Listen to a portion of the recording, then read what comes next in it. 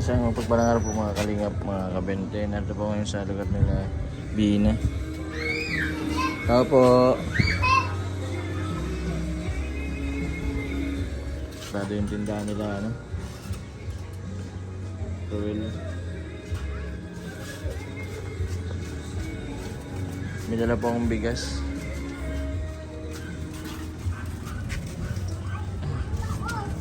Tao po.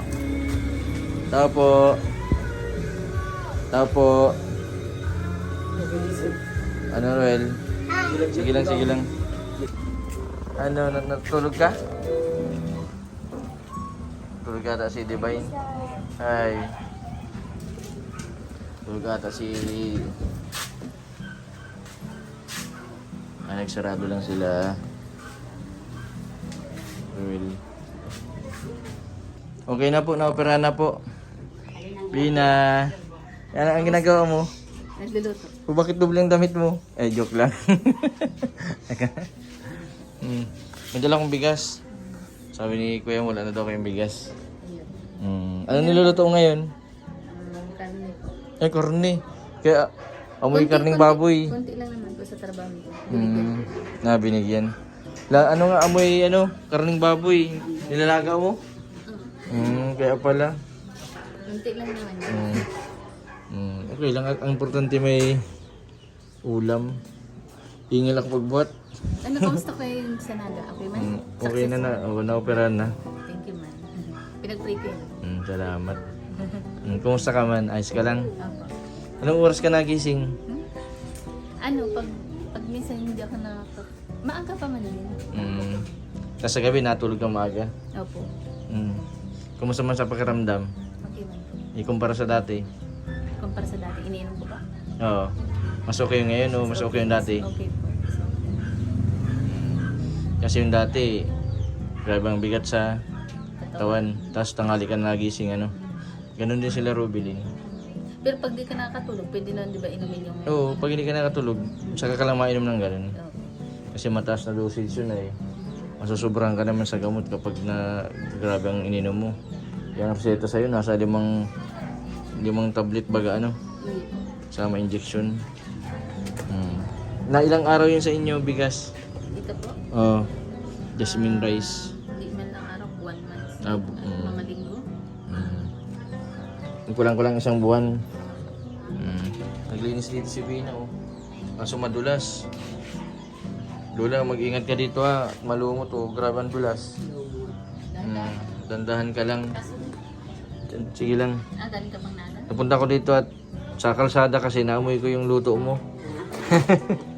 Dahil ko, doon ako makikikain kala Bina, amoy baboy. Lumambot na yung baboy, hindi pa? Pinapalambot. Kunti lang naman yan, siguro mga 1/4 or 1/8. Marami na din yun. Mga 1/8? Kunti lang po pang Kasang, maliit lang. tas anong nilawak mo? Malunggay. Malunggay, paborito ko yun. Malunggay. Kasama yun sa akin. Yan. Ano yun, para mamayang gabi? Very good. Bakit ang agap mo naman na magluto? Kasi minsan pag oras kasi nakakaluto, mahirap magkaroon siya. Pagutom. Namerinda Para ka, maaga nakakatulog. nakakain din, Namerinda ka ba sa hapon ng kanin? Pag may tira po.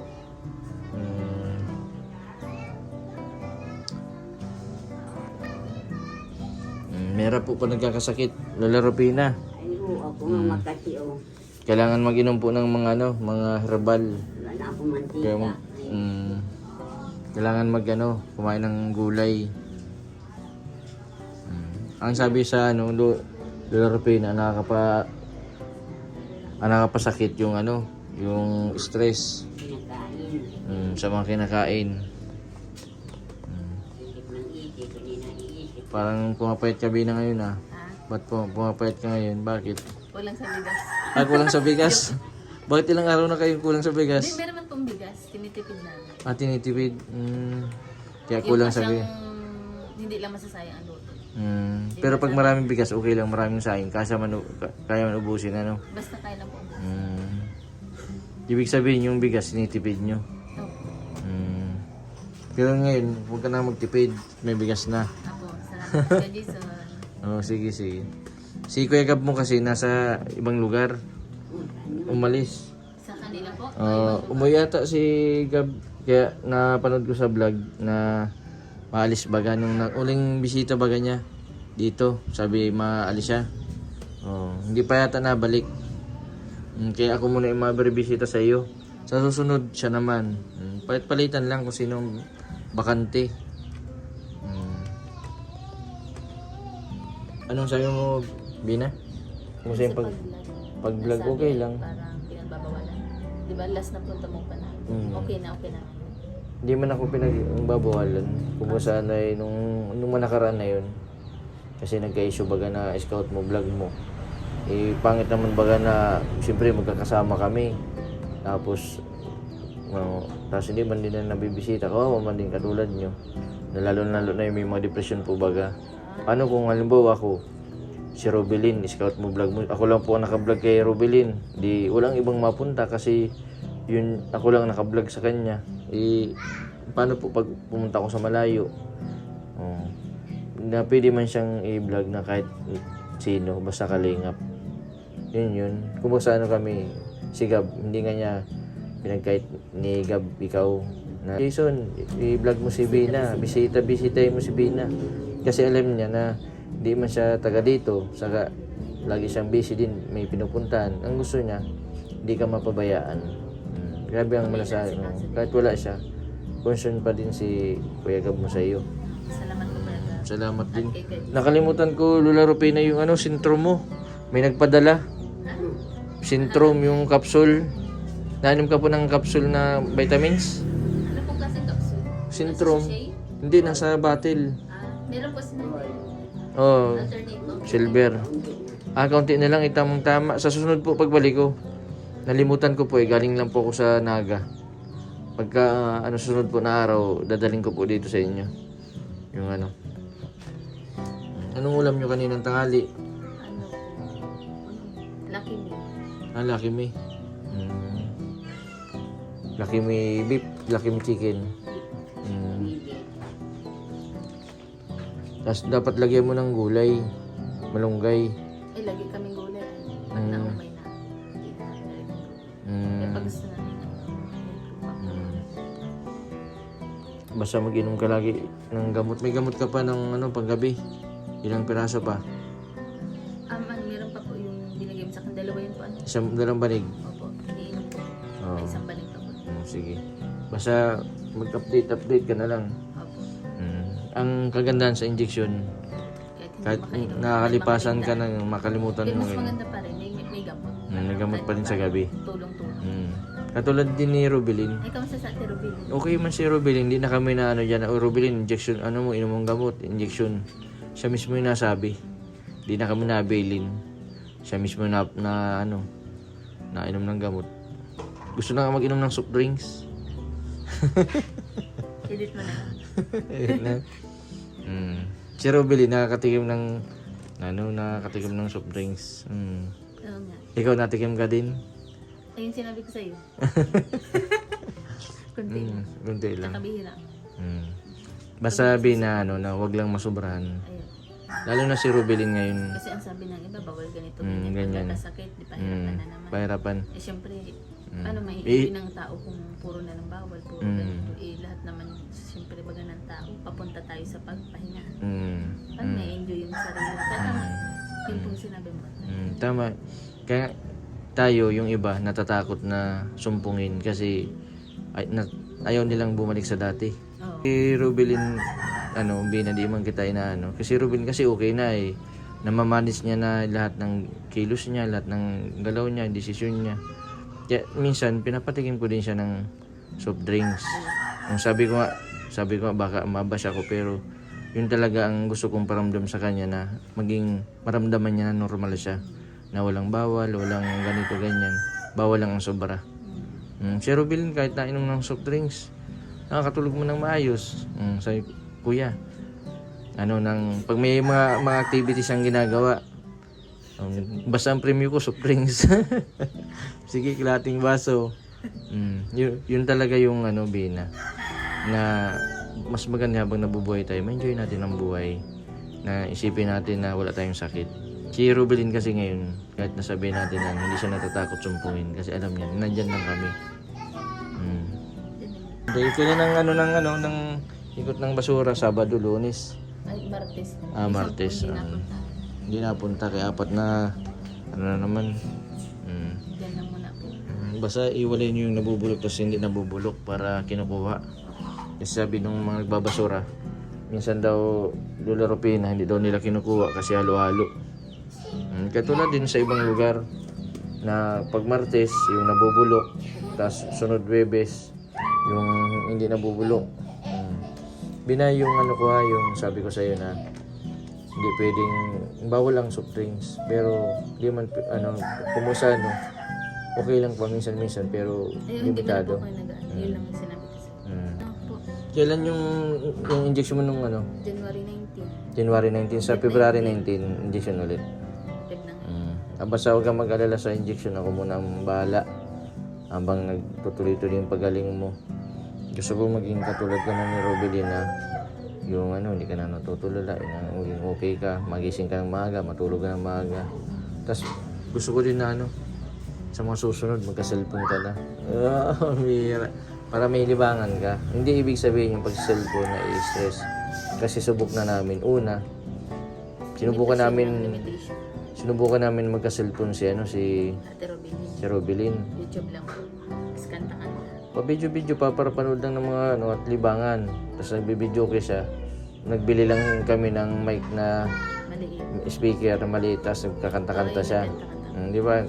Mo yun. Yun lang. Yun ang libangan niya.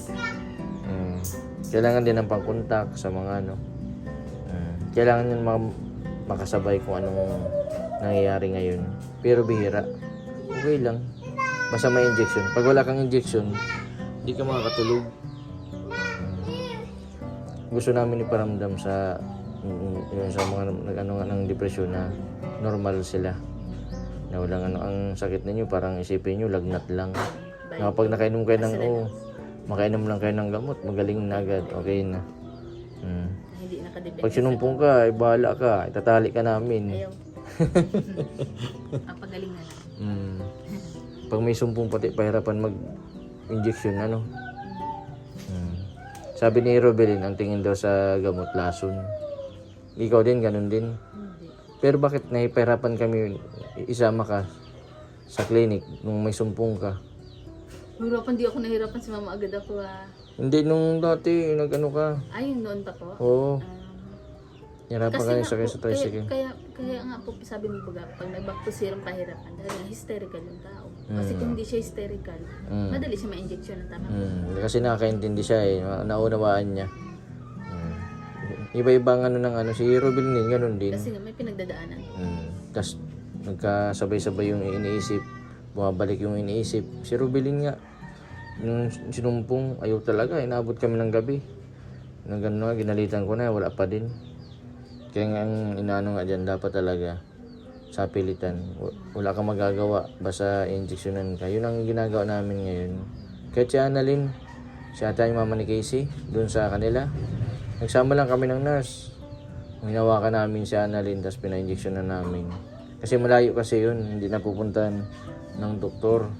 Nagparseta lang kami sa sa doktor. Yun. Nurse na nag-injection sa kanya. Ngayon gumaling na. Nung nakaraan nga ayaw magpa-injection kasi okay na daw siya kaso hindi pwede. Hindi pwedeng walang injection. Pero hindi siya nag-inom ng gamot. Injection lang siya. Okay man. Namamanage man. Si Casey ngayon, walang injection, walang inom ng gamot. Kasi buntis. 2 months pa lang po. 3 months. 3 months na po. Madali man na siya maka-injection. Sana all. Sana all. Sana all may live life. Pagaling na Casey. Kaya mo yan. Salamat daw sa iyo, sabi ni Lola Jodora. Kasi yung pinaromote mo si yung mga product. Naiwanan ko pala yung yung taro chips. Taro chips. Madala ka Oo, madala sana yung taro chips. Salamat po Lola. May mga nag-order daw. Sana mas dumami pa po.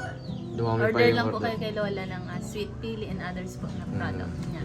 Yung taro chips, tas banana chips Taro chips, banana chips, sweet pili, salted pili, cassava chips.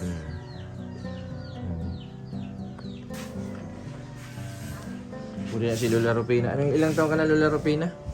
84. Oh, 84. Ang July 10. Sana all malakas pa din. 55 na. Grabe si Bina. Kapag nakakainom talaga putas, nakakainom ng gamutas, may injection si Bina. Ang gawa ng gawa. Katulad din siya niya ng Rubilin. Kapag may injection po, nakakapag-trabaho po siya ng maayos. Hindi daw po mag-ibat sa katawan. Kaya nagawa po nila yung mga gawain.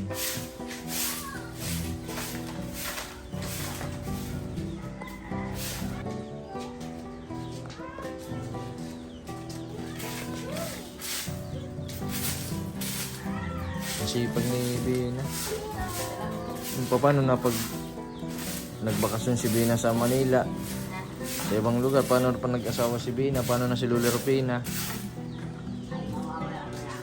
Lola Rupina, pahig ka mag-asawa si Bina? Eh, nasa kanya, mag-asawa kayo. Puro po yan.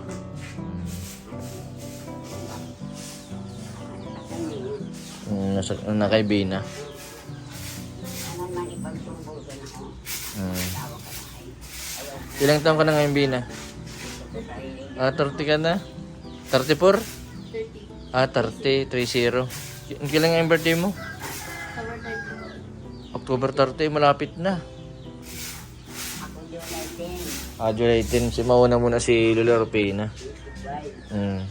Sa susunod, Bina, mabisita ulit yung dito si Kuya Gab mo. May bata. Binadya mo na ito. Pabili-bili mo ng ng tangkap sa sa ulam. Tapos salamat. Basta huwag ka magsusugal. Hindi ako na ganun. Kasi hindi ako marunong na. Baka nag-i-scatter ka. Hindi ako nagagana. Kaya di sinan.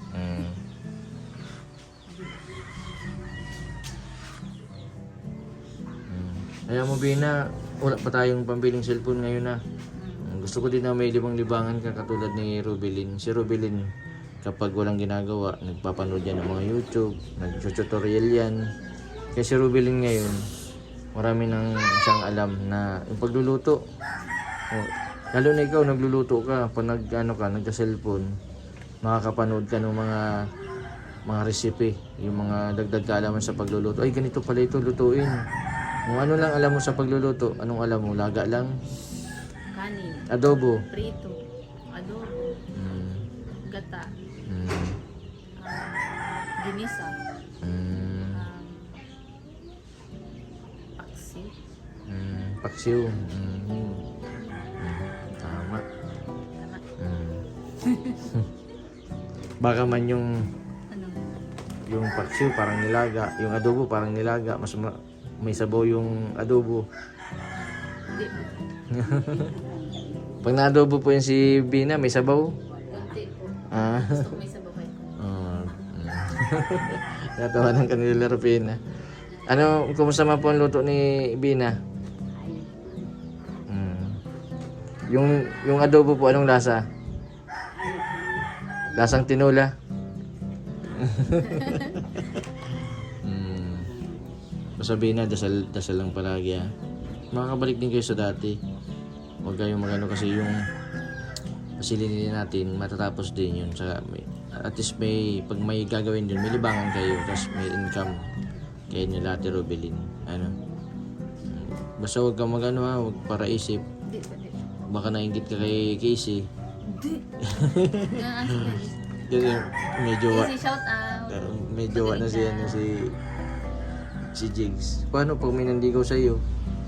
Dahil yun nga kinakatakot namin pag nagka-cellphone ka baka may mandigaw sa iyo. Iwas mo na. Iwas. Pero naranasan mo na magkaroon ng boyfriend. Change topic. Change topic. O nanligaw. Change topic. Change topic.